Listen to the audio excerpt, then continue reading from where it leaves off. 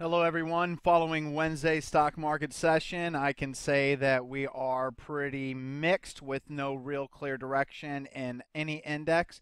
Some positives, some negatives. First, let's start off with the negatives, obviously. The NASDAQ, why obviously because overall this market just doesn't look good. The individual scans still don't look good. Breadth was pretty good today in my CanSlim scans, perfect speculator scans, price volume BOP scans, up stocks compared to down stocks. However, my own personal holdings, it was split 50-50. Half of them were up, half of them were down. The ones that were up weren't up much. The ones that were down weren't down much. So actually, though, if you look at it technically, it means the leading stocks are actually performing worse than the overall market, which once again isn't healthy. And today, once again on a rally, despite it being an FOMC meeting day where minutes were released, or statements were released, excuse me, we get a lower volume rally. So stocks rallied today 0.44% on the NASDAQ. Volume was lower than the session before. That's not encouraging. NYSE up 0.87%, being helped by oil stocks. So that's pretty good. But once again, volume is lower than the session before. And as you see here on the S&P 500, same thing.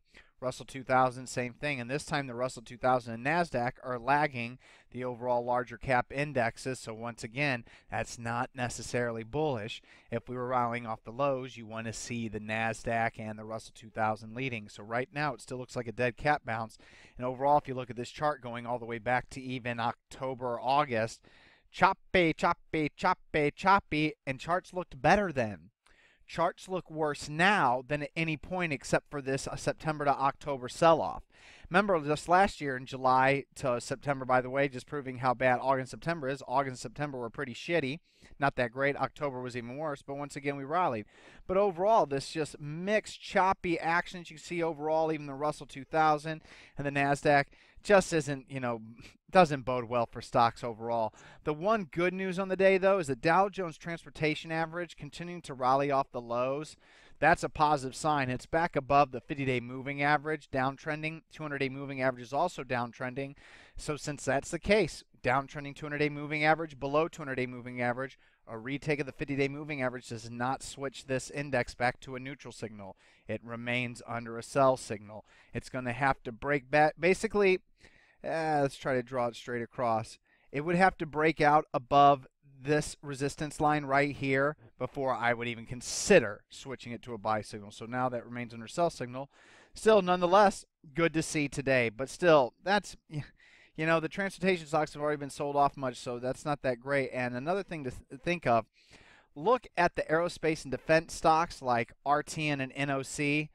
They're starting to lead short term. That's a defensive industry that seems to do well in poor market environments. Look at Philip Morris, Altria Group. Look at RAI, cigarettes, tobacco stocks. They're uptrending short term compared to the overall market. Once again, a group that does well in bad market environments. Waste management, look at it since the July lows. A lot of pocket pivot point signals, a lot of volume. And then look at SRCL recently since this July gap up here and pullback. A lot of volume in there. This is once again another sector that does well in poor markets.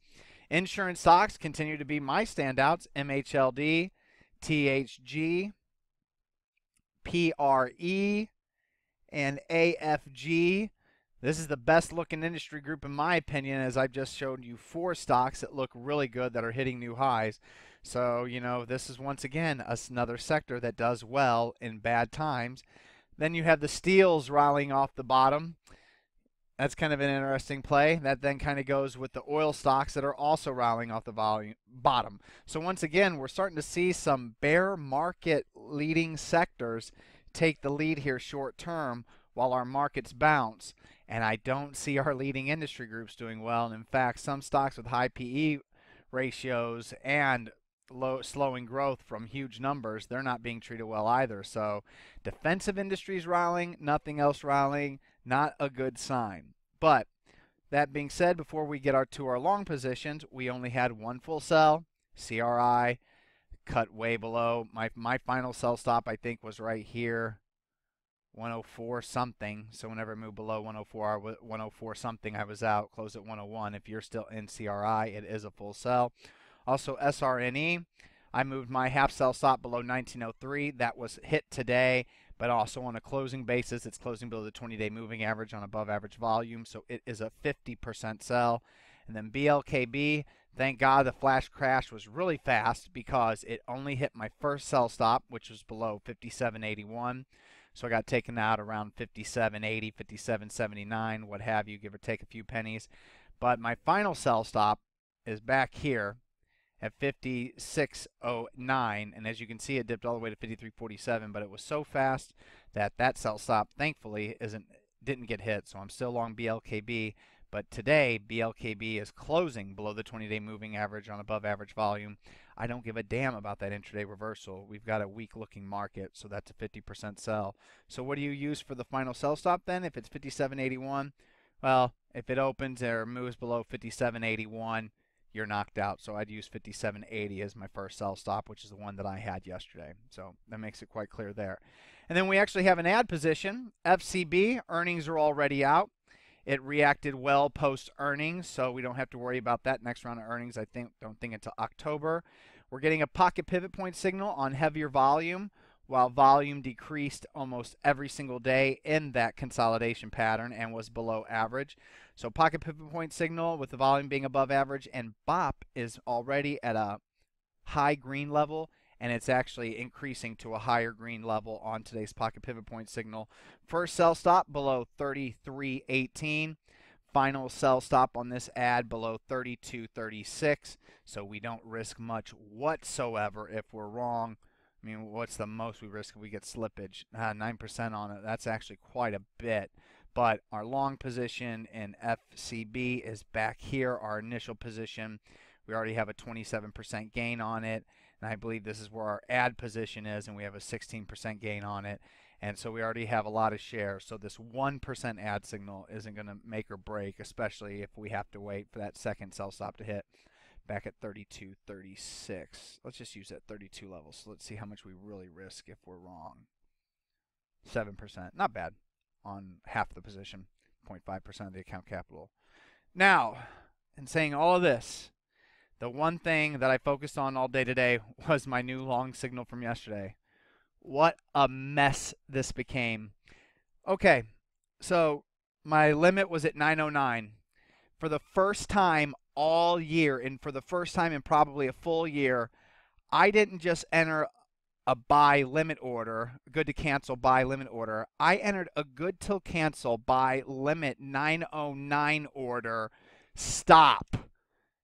Now, when this thing's all started off, it started off with a 440 share trade limit order 909. I didn't like that. So then it became a 440 share order at 909, buy stop 925. Then I thought about it and was like, 925 is just probably too far away with too thin of a stock. I want to bring it down to 915. Then I started to think about it. Getting 440 shares filled is actually going to be probably pretty difficult for this stock that sometimes only trades 1,000 shares a day, sometimes only 500 shares a day. And I started to think that if it only sometimes trades 500 shares a day, I'm basically going to be the only trader that day. So then I decided instead of 440 shares, let's just make it 220 shares. Then I was thinking 220, that's a pretty odd lot order for a small stock. Let's reduce it even further to 200 shares. So now I'm at 200 shares at 909 limit with a 915 sell stop. And then I start thinking, well, okay, I'm probably good right there. So come this morning, I wake up early in the morning, I'm watching the stock, and the stock never opens. 30 minutes go by in the trading day. It's now 10 a.m. New York time, 4 a.m. Hawaii Standard Time. I'm ready to go back to bed. Stock didn't open. I'm like, something's wrong with this thing. So 200 shares, 909 limit. Now I'm going to make my buy stop 910. Gone from 925 to 915 to 910, 440 to 220 to 200 shares, and I still didn't get a lick filled. The stock gapped up, but was able to pull back to 902, which means at 909, even if my order triggers and doesn't get filled to the next minute, I'm still filled around 925 at the worst, and I'd have been long at 925, and instead of having a 17% gain, I would have had right around a 12% gain, and 12% is better than 0%. So the bottom line is I am not messing around with good till cancel, buy, limit, stop orders anymore. It's a limit order, and if I get a terrible fill, I get a terrible fill. Ugly lesson. It's going to bother me for the rest of today's Maui day.